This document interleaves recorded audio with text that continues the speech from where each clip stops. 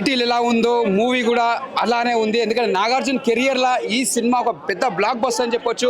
ఇక్కడ ధనుష్ గారు కూడా నిజంగా చెప్తున్నా పోటీ పడి యాక్టింగ్ చేసిండు. అంటే ధనుష్ గారు అంటే నిజంగా చెప్తున్నా ముందుగా హ్యాట్సాప్ చెప్పాలి. మన తెలుగు ఆడియన్స్కి ఎలా యాక్టింగ్ చేస్తే ఎలా ఇష్టపడతారో అలా యాక్టింగ్ చేసి చూపించింది ధనుష్ గారు. చాలా బాగుంది. ఇంకోటి ఇక్కడ ధనుష్ గారి కంటే నాగార్జున గారు ఇచ్చి పడేసిన యాక్టింగ్లా ఎక్కడ తగ్గలేడు. ఇంకోటి చెప్పండి, చాలా లవ్ స్టోరీ చూసాం నాగార్జున, ఒక మాస్ యాంగిల్ చూసాం. మళ్ళీ ఒక మాస్ అంటే ఎంతో చేసి చూపించింది నాగార్జున గారు, ఎక్కడ తగ్గలే. మెయిన్ చెప్పండి, ఇక్కడ మన దేవి శ్రీ ప్రసాద్ గారు పుష్పల మ్యూజిక్ ఎలా అదరగొట్టిండో ఈ సినిమా కూడా మళ్ళీ అదరగొట్టి చూపించింది. కుబేరలా మెయిన్ మ్యూజిక్ మొత్తం ఇచ్చి పడేసిండు, ఎక్కడ తగ్గలే. స్క్రీన్ ప్లే తీసుకున్నా చాలా అదిరగొట్టిండు. డైరెక్షన్ కానీ మెయిన్ చెప్పండి శేఖర్ కమల గారు ముందుగా మీరు హ్యాట్స్ ఆఫ్ సార్. అంటే ఏ కథ తీసుకున్నా కూడా ఒక డిఫరెంట్ యాంగిల్ చేస్తారు. కథ కూడా ఎక్కడ కూడా ఒక కథకి పోల్చకుండా ఒక డిఫరెంట్ యాంగిల్ చేస్తారు కథ కూడా. ఈ కథ కూడా కుబేర కూడా ఒక డిఫరెంట్ కథలు తీసుకొచ్చారు.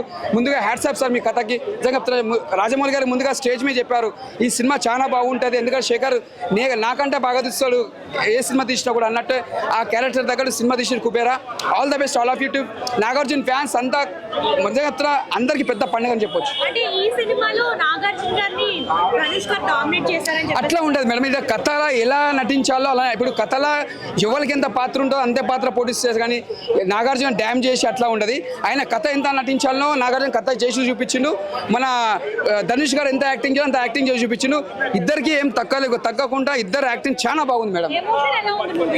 ఎత్తున ప్రతి సీన్ మనకు ఒక ఇంట్రెస్టింగ్ ఉంటుంది. ఒక మాస్ మనకు డమరకం తీసుకునవచ్చు. మన శివ మూవీ కానీ అలాంటి మూవీ మనకు మళ్ళీ కనిపిస్తుంది నాగార్జున యాంగిల్. అంటే ఒక మాస్ ఛానల్తో మనకు వచ్చింది కాబట్టి చాలా హ్యాపీగా ఉన్నాం మేము ఫ్యాన్స్ అంతా.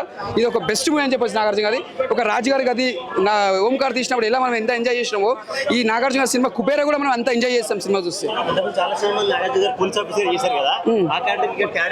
అంటే తేడా అంటే కథలు బట్టి ఉంటానా, ఏ కథకి దానికి డిఫరెంట్. ఈ కథకి కుబేరకి ఎలా కథ యాక్టింగ్ చేయాలో అలా చేసి చూపించిండు. దేని కథ మనం పోల్చొద్దు.